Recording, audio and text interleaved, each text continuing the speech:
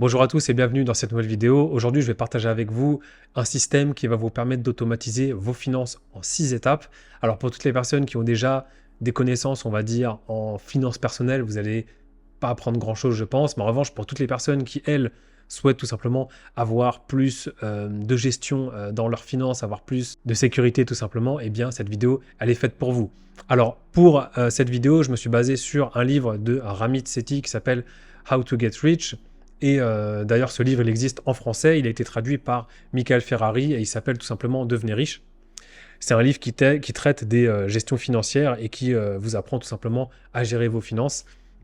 Alors, je vous avoue que je suis pas très fan du livre, enfin du titre surtout, Devenir riche. Voilà, quand on me l'a présenté la première fois, c'était un peu, j'ai pas hyper bien réagi. Mais le contenu en revanche qui est dedans est très très intéressant. Donc, si vous voulez vous le procurer ou tout simplement l'écouter en livre audio, je vous mets le lien dans la description de la vidéo. Ce sera très intéressant. Sans plus attendre, on commence avec la première étape qui va être on va dire, de solder tous vos crédits à la consommation. Crédit à la consommation, c'est pas forcément faire des prêts, ça peut être aussi tout simplement prévoir des paiements plusieurs fois. Ça peut être aussi des paiements en différé. Il y a beaucoup de sites maintenant qui proposent de payer pour le mois d'après, enfin, ce qui est plutôt un piège pour la plupart des gens, même si on ne s'en rend pas compte. Si vous devez faire un paiement plusieurs fois, c'est que tout simplement, vous allez vivre au-dessus de vos moyens. Ce n'est pas fait pour vous, donc il vaut mieux attendre et payer en une seule fois. C'est vraiment la base pour les finances. Étape numéro 2, c'est de souscrire chez une banque en ligne. Alors une banque en ligne, il y a plusieurs avantages, il y en a deux principalement. La première, c'est que ça coûte rien, c'est pas cher du tout, c'est même gratuit. Vous allez pouvoir ouvrir un compte bancaire, avoir une carte bancaire, ça va être gratuit, il n'y a pas de frais, donc ça c'est vraiment excellent.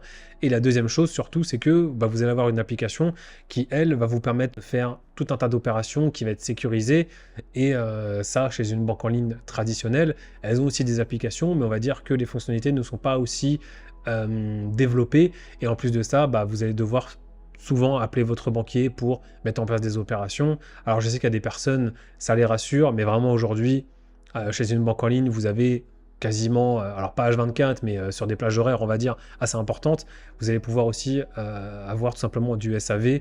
Et voilà, c'est très très intéressant. Donc si aujourd'hui vous avez une banque traditionnelle et que vous contactez votre banquier une ou deux fois par an, je pense que la question voilà, se pose vraiment sincèrement de rester chez eux ou bien de souscrire chez une banque en ligne. Dernier point sur la banque en ligne, si vous devez en souscrire une, choisissez une banque en ligne française, c'est mieux, on ne sait jamais, si jamais vous avez des problèmes par exemple, il peut y avoir des litiges ou si votre compte est bloqué, je ne sais quoi, c'est toujours plus intéressant d'avoir une banque en France, au moins vous avez quelqu'un vers qui vous pouvez vous retourner, même s'il y a un pourcentage très très faible que ça arrive.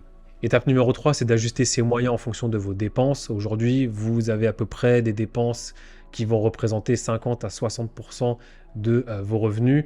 Ces dépenses-là, ça doit être des dépenses qui sont utiles, qui sont primaires. Ça va être le loyer, ça va être l'électricité, le gaz, etc. Ça doit représenter à peu près 50 à 60% de votre salaire. Si vous êtes nettement au-dessus de cela, c'est que vous vivez au-delà de vos dépenses.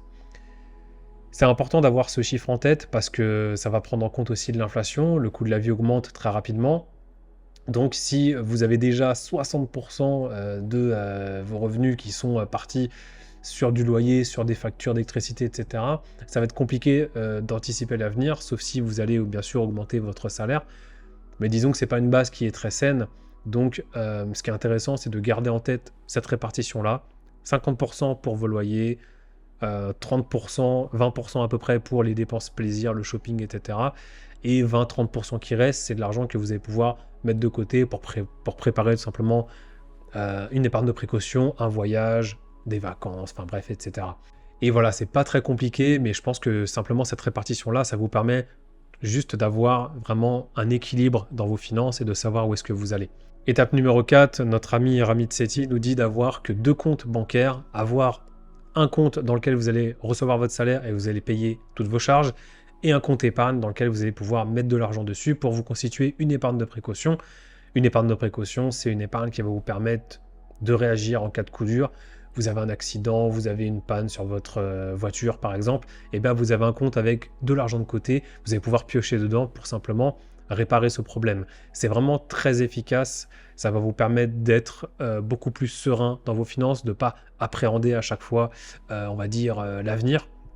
Et donc, ce compte-là d'épargne, ça va être par exemple un livret A. C'est très bien pour ça parce que c'est très flexible. Vous pouvez mettre de l'argent dedans, vous pouvez en reprendre et vous avez un plafond, je crois qu'à peu près à 20 000 euros. Donc voilà, c'est très intéressant de disposer simplement d'un compte bancaire et d'un compte livret A. Le reste, honnêtement, c'est pas nécessaire d'avoir un LDD, d'avoir un LEP. En tout cas, c'est ce que propose l'auteur dans le livre. Ça te permet d'avoir une gestion financière un peu plus minimaliste et pas de se disperser n'importe où. Étape numéro 5, ça va être de mettre en place un virement automatique pour épargner. C'est une des bases, bien sûr, de la gestion financière. C'est qu'aujourd'hui, la plupart des gens, ce qu'ils font, c'est qu'ils vont dépenser leur argent et au bout du 10e jour, 15e jour du mois, ils vont commencer à se dire « Ah bah là, il faut que je mette un petit peu d'argent de côté ». C'est une très mauvaise idée. Ce qu'il faut faire, c'est le concept de se payer en premier. Vous recevez votre salaire, vous mettez en tout début de mois, avant de payer toutes vos charges, un salaire automatique vers votre livret A, justement, votre compte épargne. Et à ce moment-là, du coup, vous allez tout simplement, au fil du temps, ne pas avoir la sensation d'épargner, puisque automatiquement, vous recevez votre salaire et il y a directement une partie de votre salaire qui va être mise de côté et vous allez continuer dans le mois à dépenser, à faire vos achats, tout simplement. Et c'est beaucoup plus simple, c'est beaucoup plus rassurant et c'est automatisé. Dernière étape, ça va être de placer votre argent. Alors, placer son argent, c'est investir. Donc, si je récap, vous avez remboursé vos crédits conso, vous avez un compte chez une banque en ligne, vous avez ajusté vos moyens sur vos dépenses. Vous avez donc 2 comptes bancaires, vous avez mis en place un virement automatique pour épargner. Et donc, maintenant que vous avez fait tout ça, eh bien, vous allez pouvoir investir, placer votre argent. Donc, il y a énormément de méthodes aujourd'hui de placement, de support d'investissement. Vous allez pouvoir, pour les plus aventuriers, préparer un projet immobilier ou alors investir en bourse directement et sélectionner vous-même vos fonds, vos actions, etc. Pour les personnes un petit peu plus prudentes qui souhaitent déléguer les tâches, vous allez passer donc ce qu'on appelle en gestion pilotée.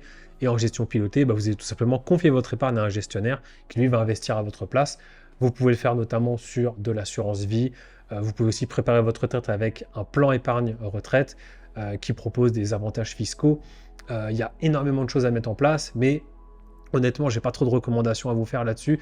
Dès lors que vous agissez, dès lors que vous placez de l'argent, qu'importe après que ce soit sur de la gestion pilotée ou quoi, le plus important, c'est d'agir et c'est d'agir maintenant. Donc tant que vous le faites, vous êtes dans la bonne direction.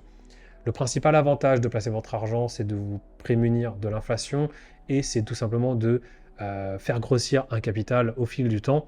Et pour certains aussi, eh bien, préparer sa retraite, puisque voilà, la retraite de l'État, comme vous le savez, c'est un peu compliqué. Donc, c'est très important de le faire et ça va vous permettre de vous enrichir au fur et à mesure. Voilà, c'était tout pour cette vidéo. Donc, c'était vraiment les 6 étapes pour automatiser ses finances. N'hésitez pas à me dire ce que vous en avez pensé dans les commentaires. Et si vous avez des questions, je serai ravi d'y répondre. N'hésitez pas aussi à vous abonner à ma chaîne si vous voulez plus de contenu sur les finances personnelles, l'investissement et un peu le business aussi. Je vais venir très prochainement. Voilà, merci à tous d'avoir regardé cette vidéo. À très bientôt, c'était Teddy. Ciao.